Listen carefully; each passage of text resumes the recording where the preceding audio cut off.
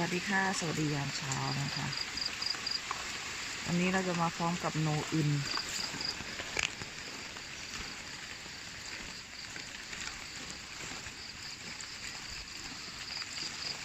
เบิ่งพี่น้องเบิ่งความเสียหายข้างเกษตรกรอันนี้คือสระนะจ๊ะสระที่ปล่อยปลาไปประมาณ2,000 ตัวปลาบ่อกบไปเมดกบปลาเสียดายปลานะจ๊ะปลากำลังใหญ่ๆปลากำลังสีใหญ่ไหมจ๊ะ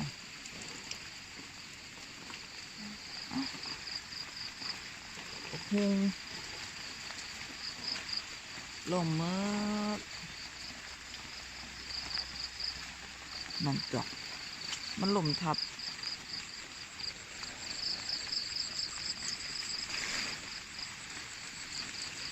โอ้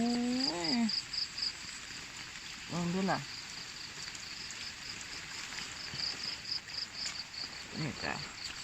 ย่างไปซุ่มซีซุ่มหาไปเลยได้จำมันเป็นสาคู่ย่างไปเด้อมันลมเป็นสี่เด้อมาไปเด็ดขาดเลย อันนี้ก็กบจักอยู่ดี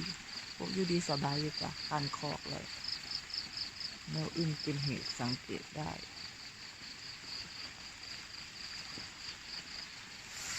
มันจะพายงามไปเบึงทางนั่นนะจ๊ะอันนี้ป้ายางน่าอยู่ดีอยู่จ้ะถือว่ามาแห้งกว่าสุกปีนะคะเนาะปิวหันมากอะกับบอขนาดนี้อันนี้ตกขามมือขามขึ้นไม่มีหยุดเลยหน้าเขามองนี้คือหน้าเขาจ้ะอันนี้กอไผ่ลมออกเมื่อว่าไหนมาห่านออก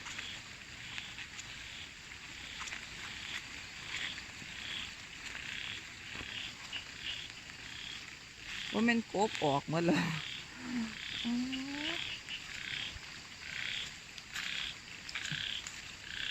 อันนี้คือปลาเขา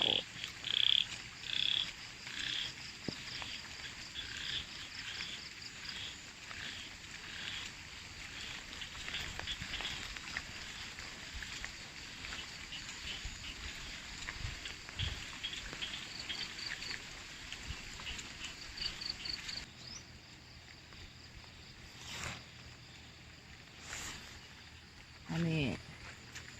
ปลาหน่อไม้ฝรั่งโอ้ก็มาเก็บหน่อไม้ฝรั่งกัน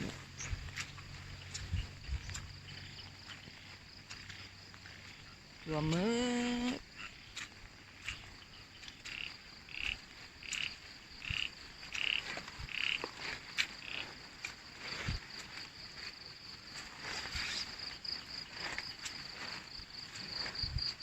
ไปเลยบ่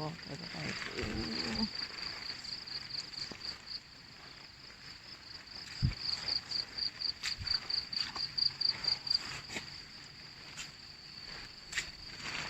อ้โหอันตรายเลยเนี่ยจ้ะ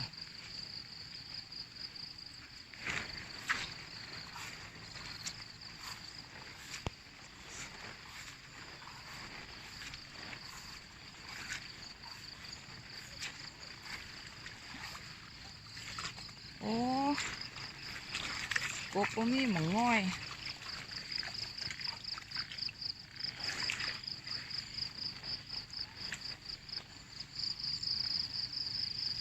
พูนจ้ะ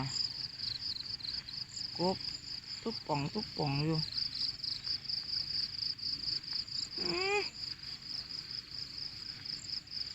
ตายกันนี่ฮะเนี่ยบ่สามารถย่างลงไปได้เนาะค่ะ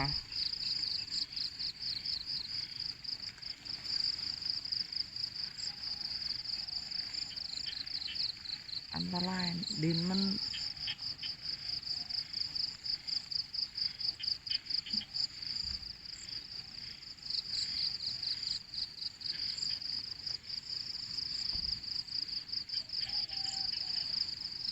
มาขึ้นมาพี่มาลูกว่า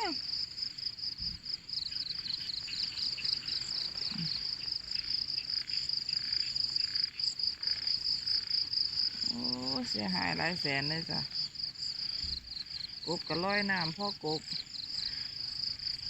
ทางฝุ่นเขาไปเบิ่งบ่ได้ขันไปเบิ่งได้สิพาไปอยู่จ้ะข้างหลังปลายางหน่อยก็ไหลลงมามืดเดี๋ยวจ้ะ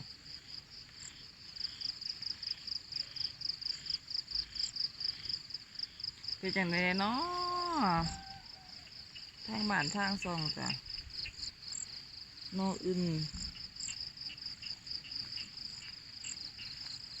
1 วัน 1 คืนขันคืนนี้ขันมือนี้ตกมาอีกอะยังต้องสิคัดกว่านี้อีกอะน้ำระบายพอท่านโอ้ยปิดไปก่อนยานกบเต้น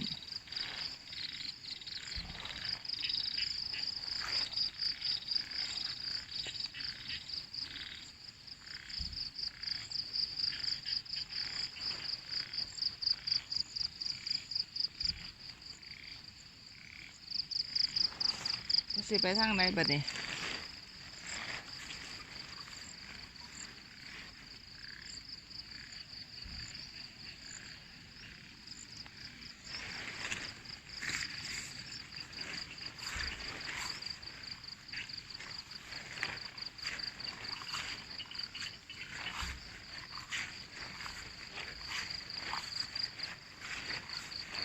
มีทางสิไป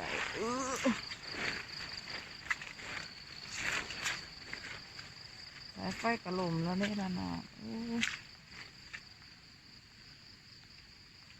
น้องใหญ่ฝรั่งผีจ๋า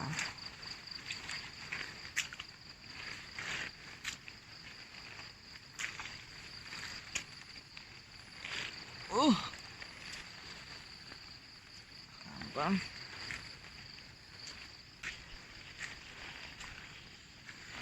ตาย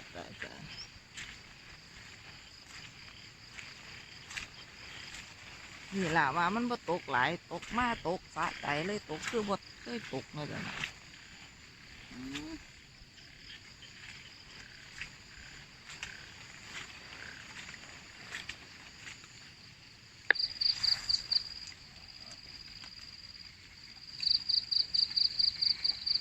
อันนั้นจ้ะซ้ำนี่ก่อนเดี๋ยว